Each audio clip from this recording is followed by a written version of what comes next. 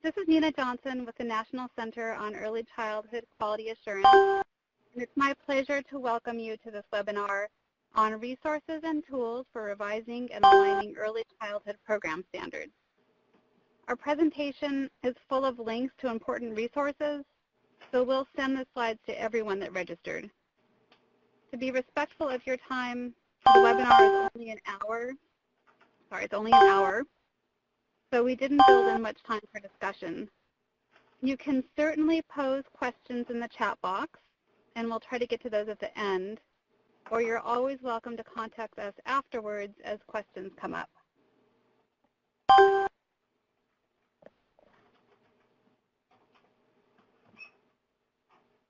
As a reminder of who we are, our center is one of the national centers in the Early Childhood Training and Technical Assistance System. And we're funded by the Office of Child Care, Office of Head Start, and Maternal Child Health Bureau. Here are our priorities on the slide. So you can see the very first one, advance strong health, safety, and quality standards and licensing regulations, means that we're here to help you with your licensing and your QRIS standards. And I hope that the resources that we share today will illustrate our expertise and commitment to supporting the states and territories.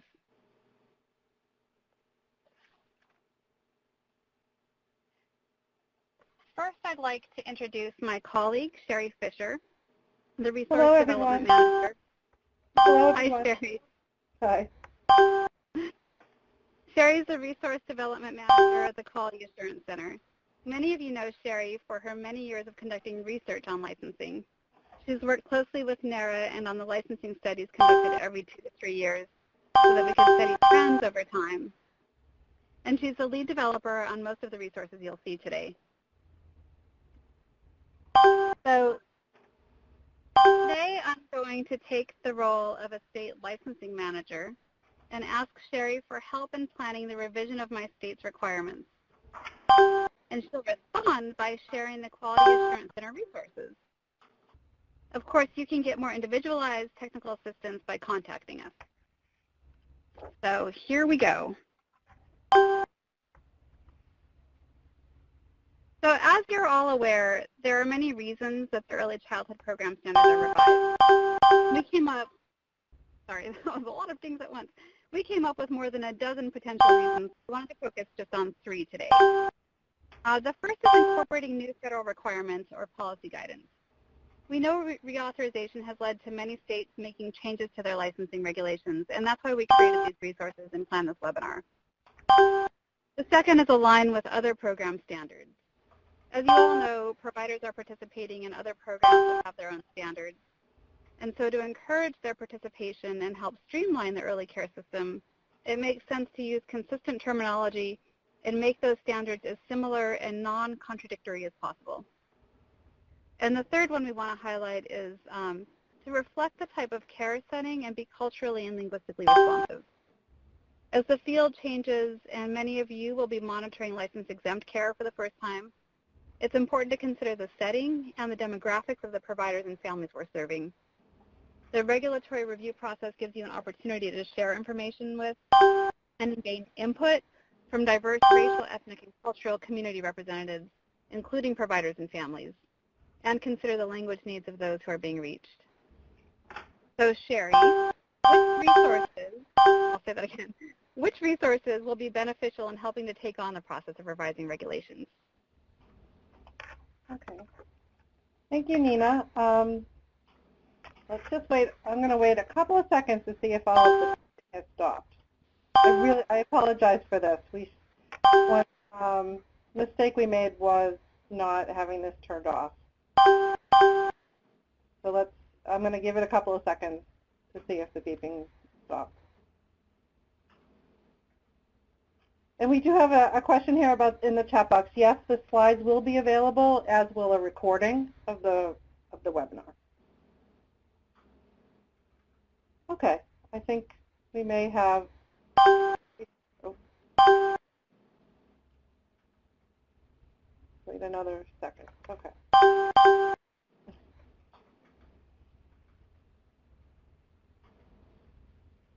Okay, I'm going to get started. So So, Nina, you asked me which resources which will be beneficial in helping to take on the process of revising regulations. So we have a great new resource for you to help you begin with your planning process. This paper, called Developing and Revising Child Care Licensing Requirements, as you see on the slide, was developed in partnership with NARA and walks you through the process and some considerations. We are in the final stages of publishing the paper, and it should be available around February 1st. And we will send a link to all of you to the paper when it is posted on our Child Care Technical Assistance website.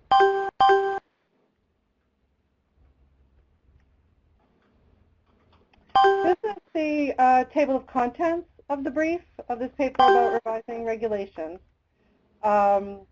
It includes a section about getting started with some questions to consider. It talks about the licensing requirement review process. There's a section about formatting licensing requirements and then finalizing them. Some recommendations on how to roll out new licensing requirements, and a little bit about the use of interpretive factors.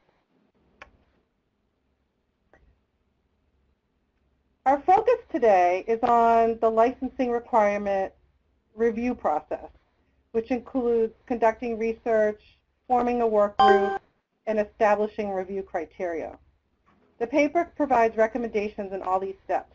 For example, it provides a list of all of the types of individuals that should be considered for a work group and questions to help in establishing criteria for the review. The tools we present today were designed to support the part of the process that involves conducting research. So what those different steps could include would be an analysis of current requirements, review of the literature, comparison of licensing requirements from other states, and review of other requirements that affect child care licensing, child care programs. In addition to the paper about developing and revising licensing requirements, these other resources are available. Building Support for Licensing is a paper that provides a list of approaches that licensing agencies can use to build support from the community for their efforts. An updated version of that paper will also be available in early February, and we will send that to you all as well. The best practice for human care regulation is a set of recommendations that can be used by a licensing agency to assess its resources and processes across the board in an effort to support the regulatory program. The best practices address two major areas: organizational management and regulatory management. There is a self-assessment tool that goes along with the best practices document. So moving to conducting research, which is our focus for today, my agency is addressing the new CCDF health and safety requirements and needs to update and add a few provider requirements to our licensing regs. Are there any national resources that could help us take a closer look at the health and safety areas in reauthorization and get some literature and research to support any changes that we make? Yes, there are some recommended health and safety standards and a set of briefs about health and safety topics. Caring for Our Children has more than 600 guidelines and is a source for research and rationale. And we know that many state licensing requirements are based and looked at. Caring for Our Children is looked at when licensing requirements are being reviewed. Caring for Our Children Basics is a smaller set of standards that represents the minimum health and safety standards experts believe should be in place where children are cared for outside of their homes.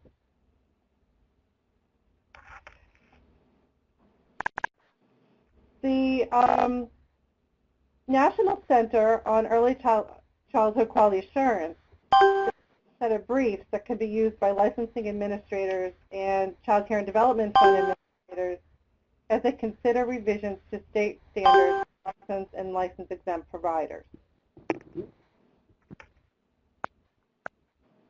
This slide shows an example of one of these briefs. This link will take you to a page where they are all located. There are 9 briefs in the set, and they cover all of the CCDF health and safety topics.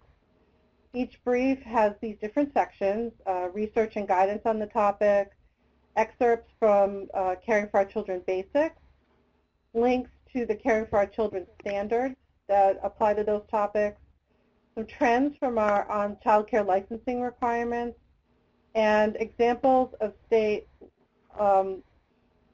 licensed child care requirements and examples of state license exempt child care requirements. Those examples are actually language directly excerpted from regulations and other policies that apply to those different types of providers.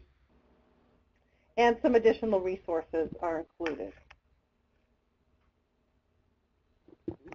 These next 2 slides list all of the topics for the brief. So we have prevention and control of infectious diseases, administering medication, prevention of and response to emergencies due to food and allergic reactions, safe sleep practices, building and physical premises safety, emergency preparedness, hazardous materials, and transportation. I wanted to mention the brief about health and safety training and say that it includes some links to some training programs that are widely used by states. Some of the national training programs like Better Kid Care and some of the APA training materials that are available widely. Thank you. Thank you, Sherry. I think as a licensing manager, I will definitely use those. Those look really helpful. And I noticed that they do include excerpts from states' regulations, but what if I want to drill down a little bit more and have a really specific interest or topic that I want to look up in a state's regulations? Are there any tools to help me do that? Yes, we have these 3 tools that you can do that can be used for comparing state licensing requirements and reviewing requirements. This first one, so let's start with this new website that contains all of the state's licensing regulations. It's the National Database of Child Care Licensing Regulations. It's a tool for finding and searching licensing regulations and agency contact information. And I am now going to share my screen and actually go to the tool itself and show a little demonstration of how it works.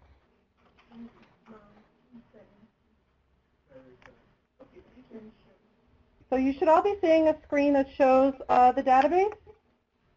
And what I'm going to show you is that, first of all, it has a section here with some national resources where if I click on that, it provides links, direct links to some of the national papers and policy statements. For example, here are direct links to the Child Care and Development Fund requirements, to the Head Start program standards, kind of anything about early childhood program standards. This website is kind of a one-stop shopping for anything related to program requirements. So if I go back to the home page, as you can see, there's a map. There's a map in which you can connect to different states. All of them are highlighted, and you click on the state, or you can use a drop-down box from up here. I'm going to pull up one state, and I'm going to choose the state of Kansas. And this is what you'll see on the screen. Every state has a profile similar to this. There is the licensing agency contact information with the address and phone number, the agency website, and also a link to the child care search page. And we've made sure that this search engine is the one in which the states who do post their licensing inspection reports for each child care provider, that this is the website to go to look at those, to search for child care and look at those inspection reports. So in the middle here is links to a list of and links to all of the licensing regulations for the state that relate to child care. And also, for some of the states, we've also collected some of the statutes. So here we have, for Kansas, their child care licensing laws, and that's their statute that pertains to child care licensing. So I'm going to click on the licensing regulations for centers, and you'll see that what this page brings up is the date of the document, whether it's a regulation or a statute, the facility type, provider type that it covers, and a direct link to those regulations on the state's website. But the other thing that's included is a downloadable and printable PDF document of the regulations itself. And I'm going to show you in a moment how that can be used. I'm going to go back to the front. The other thing that you could do is see if you wanted to see, for example, which states have newer regulations in place. The database website has an advanced search feature, and this is the piece that we're really excited about. As you can see, there is filtering that can be done by the document type, whether it's a regulation or a statute, the facility type, by state, and by the year. And these little numbers next to them just show how many documents there are for each filter, each variable.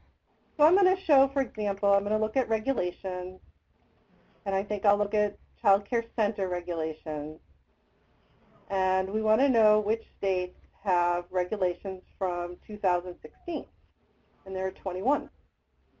So next, the list down here will show you in alphabetical order by state all of the regulations, all the state regulations that were updated in 2016.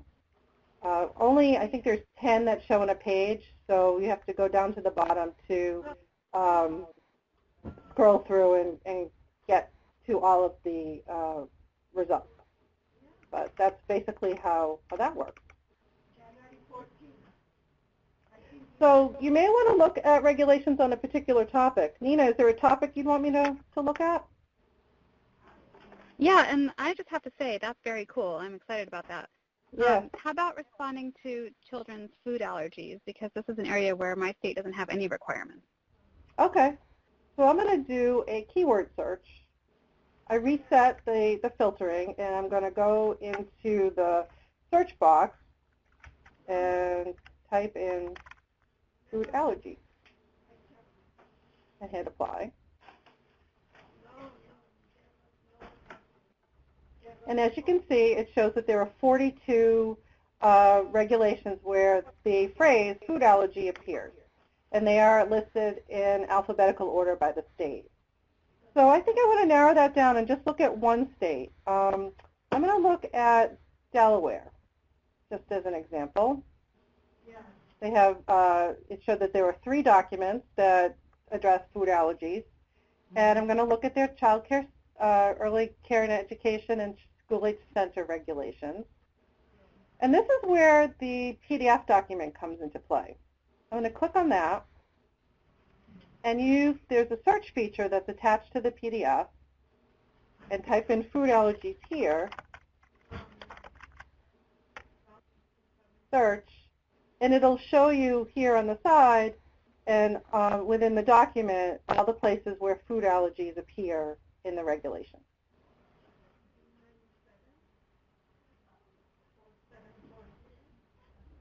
That's great. Yeah. So I'm going to now close out my screen share and go back to the PowerPoint.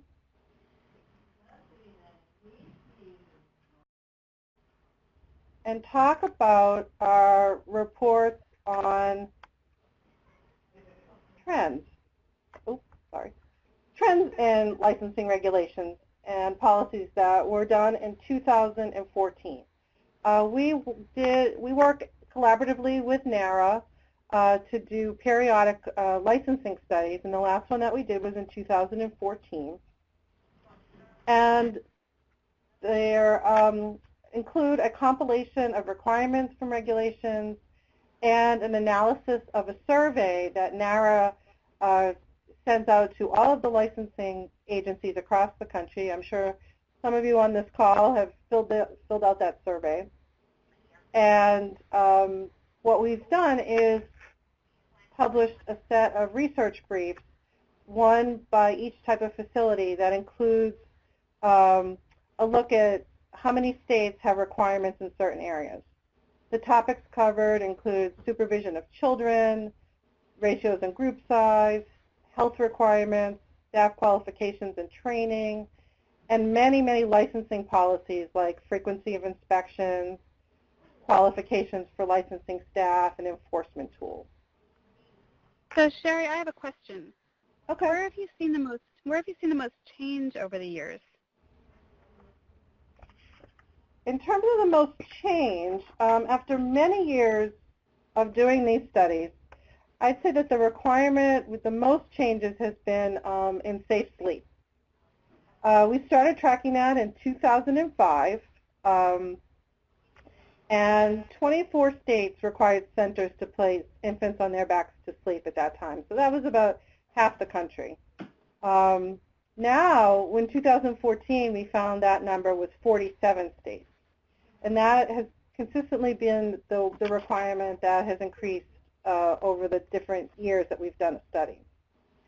We will be conducting the next study later in 2017.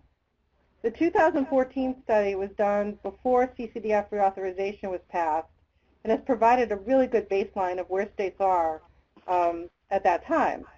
The 2017 study will allow us to see changes states have made to requirements in response to reauthorization and all of the new health and safety requirements and monitoring requirements that now exist. So it'll be exciting to do that comparison.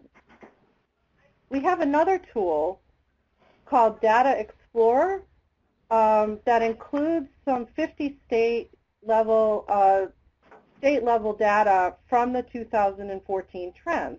And I'm going to share my screen again and show you how that tool works. So Sherry, as you're pulling that up, I'm thinking I have one specific question I'd like you to look up on here if you can. Okay. One of the requirements in my state, one of the requirements my state needs to add is group size in child care centers. So can you use this tool to show me the group size requirements for all of the states? Yes, absolutely. Group size is one of the sets of data that we do have in the tool. So this is our Data Explorer. It is a tool that has some licensing data in it, but also has lots of other data around early childhood. So I invite everyone to come and take a look at it. But I'm going to focus on what we have on licensing in particular.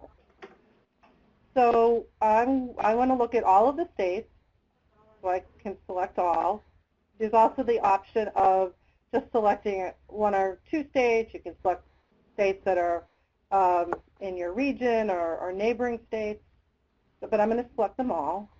And I'm going to choose health and safety. That's our topic. Our subtopic is licensing. And then the definer is the data that we have. So as you can see, we have several different variables in here, and one of them is the group size in child care centers. I'll scroll down a little bit, and you can see we have things on background checks, pre-service qualifications, training requirements, and also the types and frequency of visits that are done in centers and family child care and group child care homes. But I'm going to show you the data that we have on group size. And I'm going to hit search and scroll down, and you will see the results. This shows for several different age groups, the major age groups and the specific age that they represent, and what the group size requirements are for those specific ages. And again, note that this is data that was collected in 2014, so we know that there were probably changes that have been made, but this is what we learned from that study. And I'll just scroll down and you'll see all of the states are included.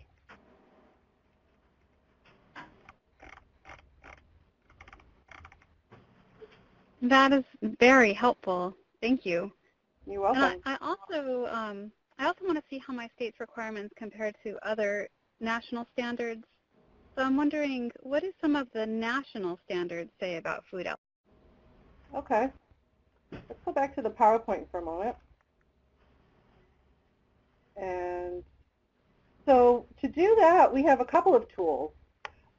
We have the National Program Standards Crosswalk tool, and we have a newer tool called the Caring for Our Children Basics Health and Safety Standards Alignment Tool. And I'm going to show you both of those next.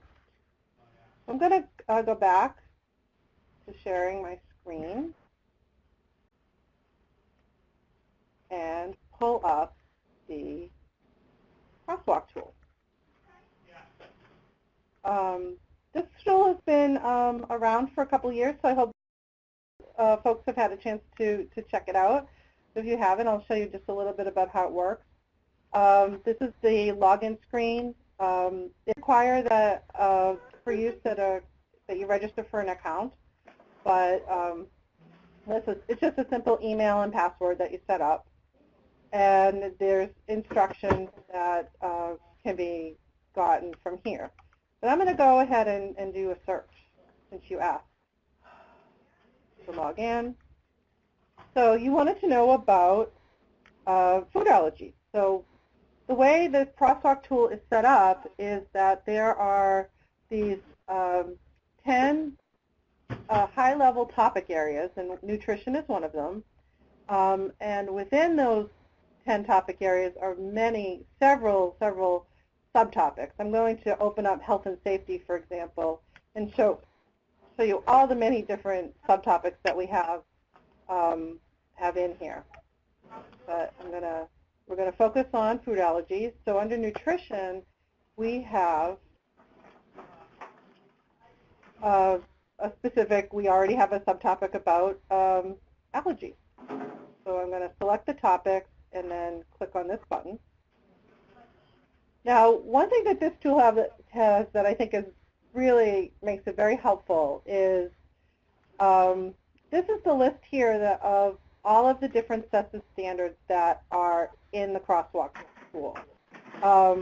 You will notice that we have just recently added the CCDF final rule language in here. We pulled out some of the specific requirements that are for providers. Really, the purpose of this tool is to look at the content of standards, the standards that apply to providers. It's not meant to be a way of determining whether or not like a provider is in compliance with the standards. It really is a way for states who are working on licensing or quality rating and improvement system standards to see, like Nina, as you asked, to see what other sets of standards have to say on the topic. So we have in here the different versions of Caring for Our Children. We have the full set, plus we've marked the ones that are in the stepping stones to Caring for Our Children, which is a kind of a subset of the large set of standards. We have Caring for Our Children Basics, and we have several national accrediting bodies as well, including NAEYC and the National Association for Family Child Care. We even have the Department of Defense standards in here. Now, one thing you may notice is missing is the Head Start performance standards. We are in the process right now of doing the crosswalk of the new Head Start standards and expect that within the next couple of months, those standards will appear in the tool. But we were able to get the CCDF final rule added before this call. So as I was saying, one of the really great features is that this little table will pop up, and it will show you for all of the different sets of standards how many criteria there are within each individual set. So for example, here, the Association for Christian Schools International, their early childhood accreditation does not include any standards that address food allergies. But Caring for Our Children has 4. NAYC has 2. CCDF has 2. So I'm going to choose those 3 and show you what the results look like.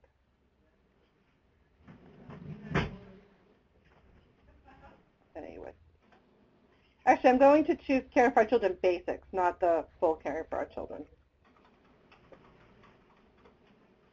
And this is the screen that you'll get. It is basically, we have directly excerpted the language from those standards documents, and it appears on the screen like this. We've set it up so there's only there's a limit of only 3 sets of standards that can be chosen at a time. Basically, because that's all that could fit nicely on the screen, and so that you'd be able to read what's there. But as you can see, it shows what the different sets of standards are, and they're placed in here in order by like in a numerical order. So here's for NAYC, you can see that there's a numerical order of, well, I should have looked at that first, but they're in opposite order for here, but it's really based on what the number is and how they get pulled up. Another feature is that you can you can get a nice printout of the standards results, and also there is a download to an Excel spreadsheet. I'll open that up, that you can save and work from as you're using this tool. So what this does is it puts into an Excel spreadsheet the 3 sets of standards that are available from your search. One thing to note is that these columns that have the national standards in them are kind of locked into place. You cannot edit them, you cannot type in them, and that was at the request of some of the accrediting agencies who were concerned about copyright issues and the standards being manipulated in any way. But what you can do is type into these 2 columns, the one that says state licensing requirements and the one that says QRIS standards. Those you can type into, and you can use this Excel spreadsheet to help with a comparison that you may be doing with your own standards. I'm going to close out of that. And then I think we'll move on to the other tool that we have. And I'm going to go back to the PowerPoint.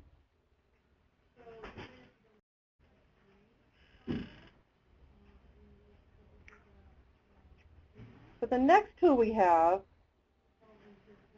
is our Caring for Our Children Basics Health and Safety Standards Alignment Tool.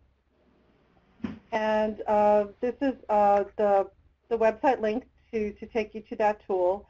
I'm not going to pull it up today because it's basically a document and that you can review, you can see on your own. But I did pull out some examples from it. There are several users for this alignment tool. And what it does is it provides a simple format for states and territories to compare their current early childhood program requirements and standards against the recommended health and safety standards in Caring for Our Children Basics. The document is a fillable PDF document that could be downloaded and saved and used to fill in with the work that you do. So as I was saying, there are several users for the alignment tool and reasons to use it. You can, if you're doing a professional development with staff, it could be used for reviewing some training content. As you know, we're talking about today, licensing staff and policy developers can use this when drafting new standards or best practice guidelines and training new staff. It can be used with developing standards for QRIS. It can be used in training and technical assistance, or it can be used, also for planning.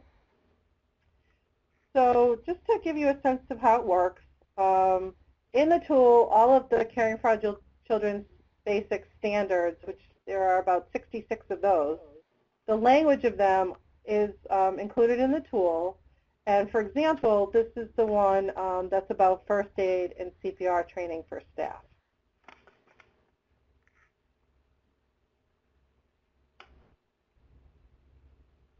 In this tool, you can type in state licensing or QRIS standards that relate to the the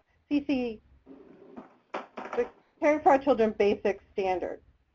The notes section here can be used to document gaps in state standards or ways state standards exceed the Caring for Our Children basic standards. This example here shows how the state documents their licensing regulations are fully aligned with Caring for Our Children basics. The concept of the assessment is whether or not there's full alignment, partial alignment, or no alignment. This example here shows a example of full alignment.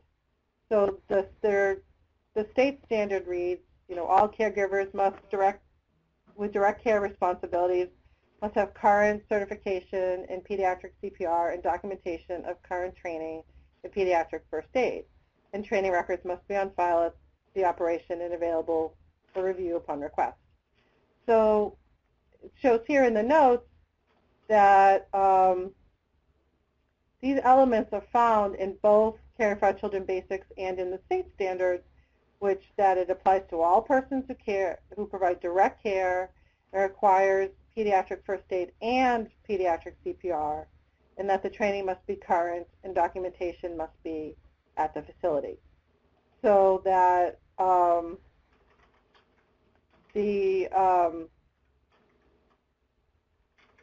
you shows what the alignment is between those two sets of standards. The document, if you go and look at it on the website, also includes an example of one of which there is partial alignment with the standards. So you can check that out when you check out the tool. And Sherry, this is Nina. I just wanted to point out too, just to provide a little context, that the preamble to the final rule recommends that lead agencies looking for guidance on establishing health and safety standards consult Caring for Our Children basics. And it says lead agencies can be confident that if their standards are aligned with basics, they'll be considered to have adequate minimum standards. Of course, they're encouraged to go beyond these baseline standards. But, I think that just helps provide some context as to the importance of aligning with Caring for Our Children basics. Yes, definitely. So that's the last of the tools that we're going to demonstrate today. This slide here provides the websites that you could visit. All of the tools that I've mentioned are located here, and also in the slides have the direct links.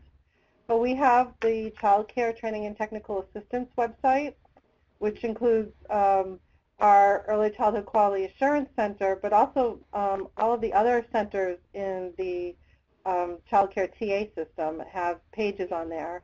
This is the page to our Quality Assurance Center website.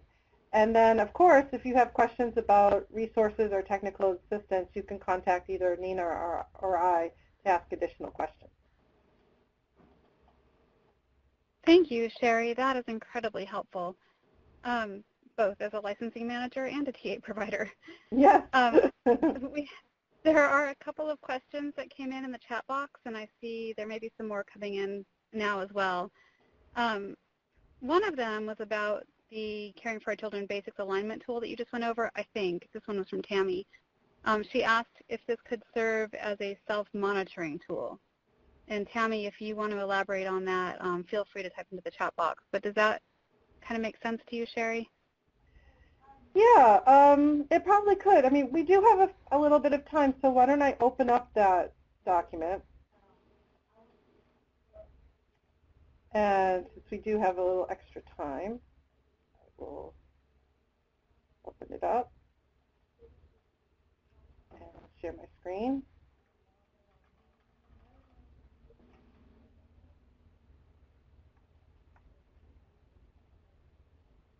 Oops, sorry. While I'm getting that posted, please feel free to add more to the chat box. And also, while you're bringing that up, caring for, I'm sorry, I just spaced out while I was talking, child care or best practices for regulatory administration, which we worked on with NARA, also would be, if you all are not aware of it, that's a really great self-assessment tool. So when you're thinking about assessing your own licensing agency, that's a great tool to use too in terms of self-monitoring. Okay. So I'm assuming that the alignment tool is showing on our screen, right? Yep, I see it. Good. So I'm going to just scroll down. We have, here is listed all of the different standards that are included in Caring for Our Children Basics. And this is the instructions. And here is the example I shared earlier about full alignment. And this is also the example around using it for partial alignment.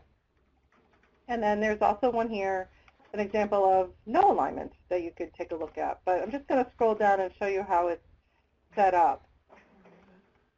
So every standard isn't listed in there. Here is the ratios for centers and family child care homes. And then there is this assessment tool. So it can be used in any way that you see fit. It's more of a internal planning document, but I hope there's many different uses for it.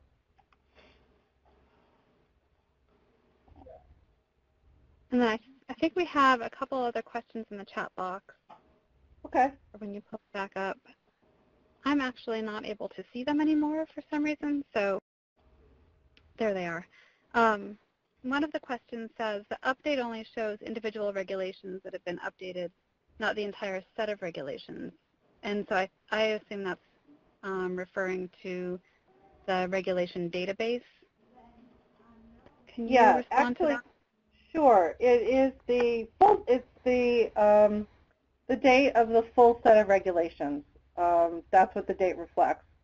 What we'll do, what we do is, as I use that tool quite a bit, and as I'm using it, if there are updates that I find to the regulations, if the dates have changed, I can pretty quickly make that change and include the new set of standards.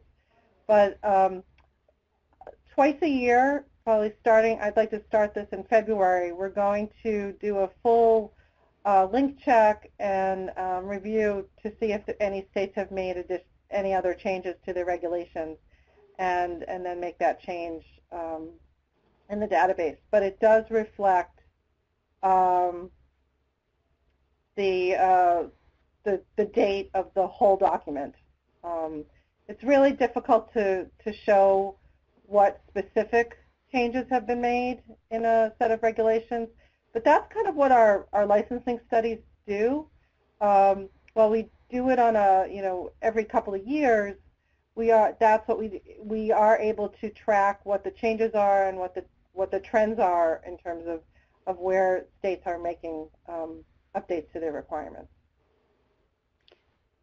So you said they're updated twice annually? Yes. This is the tool has just been launched, so we haven't done a big update yet. The tool, but we will be starting to do that. And so if a state wanted to make sure that the most recent regulations were up there, would that be helpful for them to contact our center? Yes, of course. Okay. Okay. Yes. So they can contact, one of the questions in the chat box was who they need to contact to update the information in the regulation database. And so our center contact information is on the slide deck, and Sherry's individual email is on there as well. Sherry's the go-to person. And then there's another question, while you're finding our contact info, there's another question. Does the national database include standards other than licensing. Yes, yes, and I failed to mention that. Yes, we also include in the database direct links to 3 other sets of state standards. One is their QRIS standards. Another is the any standards that have been established for pre-K programs, for preschool programs, or publicly funded preschool programs.